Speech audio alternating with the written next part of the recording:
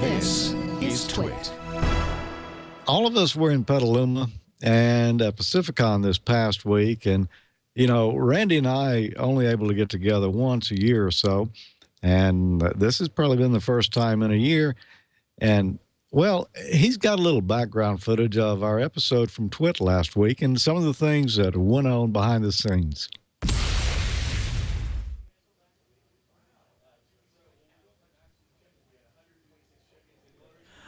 Hi there, everybody. No, it's not Leo Laporte, but it's Bob Heil, K9EID, and I'm on his blue ball, which is his whole desk area that you see him at weekly on TWiT TV. And we're here to have a good time on Ham Nation tonight, so we just thought we'd come in and say hello from Leo's favorite spot. Can I open it safely? Thank you. Very good. I appreciate that. Thank you, my friend. Very nice. Very nice. The pressure is on Randy. Preparing for Ham Nation tonight. That's right. Yeah, that's what we're doing. Everything. It's very good. Yeah. And we have everybody here. We got Bob, Gordo, and we also got Randy here with the camera. George is here. We've got Ray Novak here. Everybody's here. Leo and Lisa will be back in just a little bit. Go ahead. So that's exciting. Well, I'm looking forward to seeing the show. Now, after Harry's, we'll do them, and then we'll switch those guys. Works for me. You're not going to play the The theme? intro? Okay. Oh, Mike's good. Yeah, they sound good. Actually, George, the mic, can you talk into your mic? This is WT6H. Perfect. Randy? K7AGE. Cool. You guys all sound good. All right. Speaking of great inventions by ham radio operators, how about this one right here? The idea came from Joe Walsh. I'm building ham. What, tower safety? Is that the next one? Yes, I'm working on that right now. You know, I originally met Gordo back when I was a 2-meter girl. Take a little break here. We're going to listen to a word from Harry's. Hey, let's welcome a brand new sponsor to Ham Nation. So all the videos are gone, you can rest. Huh? Yeah, for a split second. That's where I usually try calling out guests and stuff, is between videos. There's Dale waiting on the side. That's Check out the kit. 10 seconds. Ham Nation and check out Harry's. Thank you for the great product. Thank you for your support. 3. Don Wilbanks, you are the best. Thank you so much. We wish you could be here with us too. Look who I found walking around in the back. I need training. He needs no training. Who wants to be my Elmer? Is there should be an icon handy. Yeah, there should be a 92 Yeah. somewhere. I might have. I thought it maybe Is it behind? Here it is. The drawer? You need to check your drawers. Uh-oh. Who put that in my drawers? That's awesome. Love this. That's all. Somebody get it all fixed up. Yeah. So Bob, we got Amanda said she has a lot of questions for Leo, so maybe we should do that first, and then maybe do Newsline after or something. There you are. Hey. Now I'm ready. This is Whiskey Tango 6 Hotel, WT6H from the TWiT studio. We're ready to go live. Yeah, it's been fun. They're not going to hear me. You didn't see the headset. Is there all these people? I know, you got a pile of them. I know. I remember the first time I went on. It was Whiskey Tango 6 Hotel from the TWiT studio. Hey, look at me and give me a cute look again. Gordo and the gang here. We've also got, you would never believe this, we've got Leo Laporte, W6TWT, is going to say hello. Here's standby for Leo. Hey to everybody on the net. Thank you for watching Ham Nation.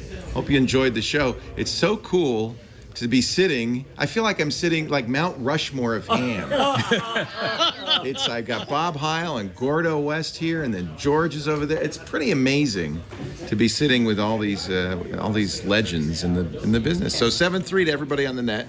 W6TWT.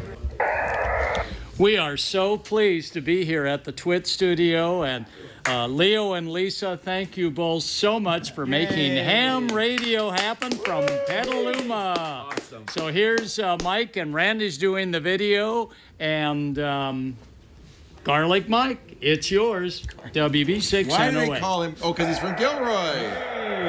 Well, there you have it. I hope I made a believer out of y'all out there. We've got the Grand Poobah here of the TWiT Studios here, W6TWT. I got him on HF on 40 meters from the TWiT Studio. So there's the first, everybody. Hey, thanks for watching the show here tonight. We're going to be listing on frequency. I'm going to turn it back over to Net Control. This is Whiskey Tango 6 Hotel from the TWiT Studio. All right. Boy, we really had a great time that night at TWiT, didn't we, Gordo? Oh, yeah. I tell you, Garlic Mike makes it happen. In fact, at the convention, Garlic Mike strings up a G5 RV out of his room over the parking lot to a parking garage, tells the hotel, just deal with it. It's going to be okay. And it was. He, on 10 meters, worked all the way to Europe. 10 meters FM 29.6. Garlic Mike is a real ham, like many of the other net controllers, and I hope all of you tonight will give him a big round of applause when you hear us calling for the Ham Nation Net right after the show. George, back to you. Yeah, I got some pictures of that, Gordo. I'll be releasing a Pacificon episode here before long. I'll let you know when and where that comes out. But I put together just a little bit of background here from Pacificon, so let's take a look at that. After leaving the TWiT studios, the crew headed to Santa Clara for Pacificon. We made a couple of stops along the way, and one of them was the Golden Gate Bridge. We went up on the overlook to get a better view of the bridge, and this is what we saw. Yes, it was just a little foggy that day, so no bridge in sight. Randy and I also made a stop at Fry's. And after admiring the soldering irons for a little while, I found this great book to help get me up to speed on current technology. Friday morning, everyone was busy setting up their booths. There's Gordo with his short shorts. And Bob was busy too, setting up a display of his newest headphone creation. This was about 10 o'clock in the morning, and the Hamfest was opening at 3 p.m., and there was still a lot of work to be done. These two crates here are from ICOM America. I suspect they shipped Ray Novak in one of these. Here's Miss ICOM America 2014. Oh, man, that's scary for Miss ICOM. Oh. In the hallway out front here is where the emergency responders, clubs, and organizations are setting up. They're still moving in as well. And here's Gordo admiring a new portrait that'll soon be on display in the post office. This looks like it could be a hot spot during the Hamfest. Isn't that a beautiful sight to behold? All those soldering stations laid out there ready to go. Well, it's 3 o'clock on Friday afternoon, and they finally opened the gate to let the attendees in, and here they come. And here's Laura in hip ham shirts.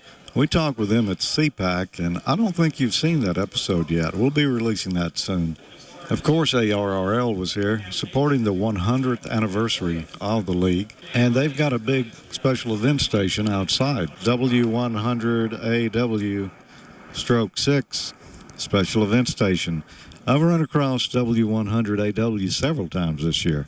This is interesting looking antenna here. That's copper strap making up a loop. The tuner section is right here. It's a helically wound magnetic loop antenna.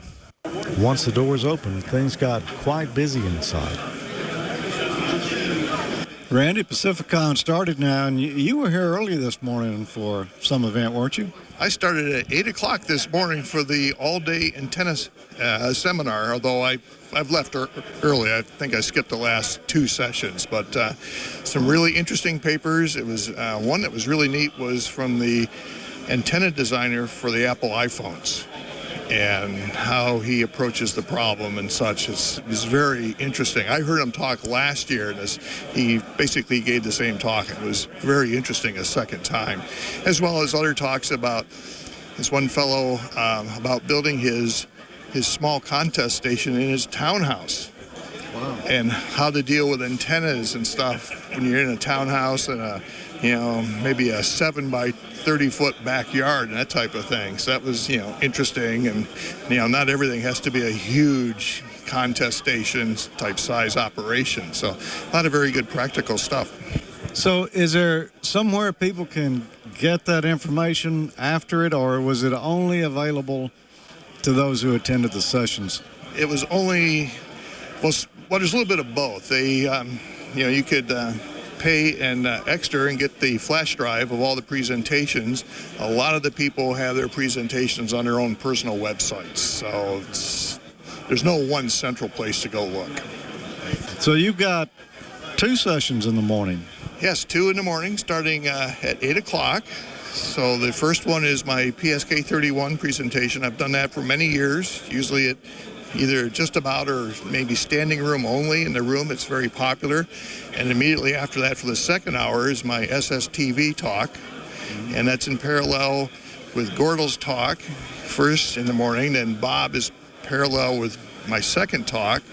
And then I'll be over to see you just before lunch.